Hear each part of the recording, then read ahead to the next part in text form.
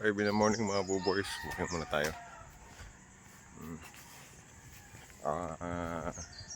Walking tayo, going paspun tayo ng tubo, no?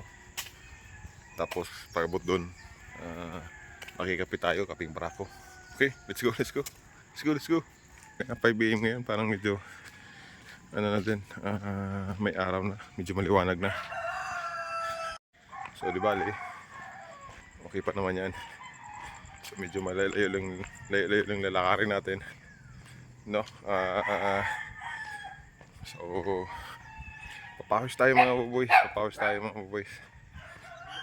So dapat makabalik tayo na 6 in the morning or 6:30 para sa feeding ng ating mga alaga manok, no? So yun ang ating nagkakataon morning routine natin pag medyo may chance walking tayo.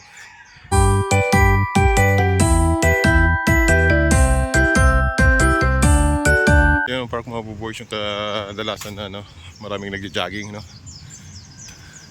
Yan, medyo wala pa masyado. Tapos ito naman yung Capitol. Yan, minsan dito din ako nag-walking kasi may palibot naman tong pathway. Yan, yun ang aming Capitol. Pero mas marami talaga dito sa park nito. Kaya medyo mas maaga pa ngayon siguro. Ngayon hindi tayo mag-walking dito. Punta tayo sa isang medyo malayong barangay, another barangay.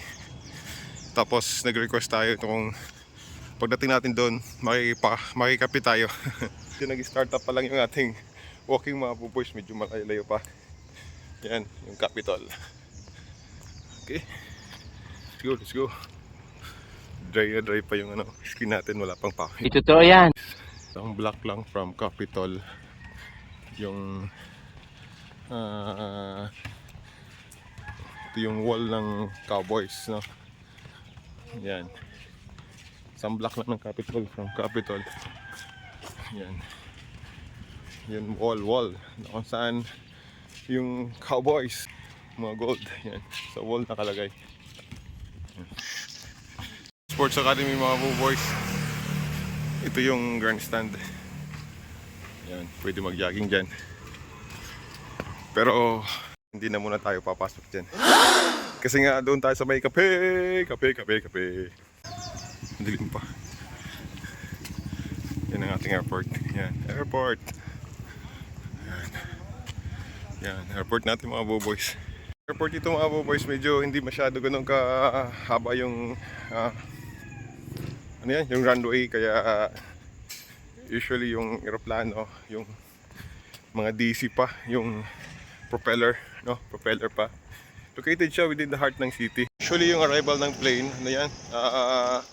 early pa, very early, so siguro mga 7 darating na yan. Yan yung runway, Pabayan, located lang just beside the street. So usually during rush hours, busy itong street na to. Pero morning lang naman yung biyahe ng airplane dito, ng aeroplano. Cebu Pacific. End ng runway, tingnan nyo. Wall na dyan. Wall. End ng runway, wall na. And then busy streets again. Yun. So yun nga, maiksi lang talaga yung runway. Yan, City Science High School, City of Masbate Science High School. Yan, bago yan. Bago yan, sa the only science high school in the province. Tapos katabi lang ng dagat. So from here pwede na nating matanaw yung Buntod Reef, no?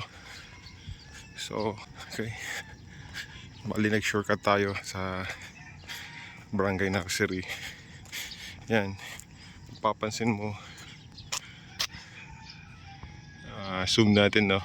Yan, yung may na yon, pinakamagandang tourist destination dito sa City of Masbate, no? So maganda mag-walking dito kasi nasa tabi lang ng dagat. Maganda. So magkabilaan yung tubig. Maka-fresh yung ano, yung air kasi nasa tabi lang tayo mga bubuis ng dagat, no?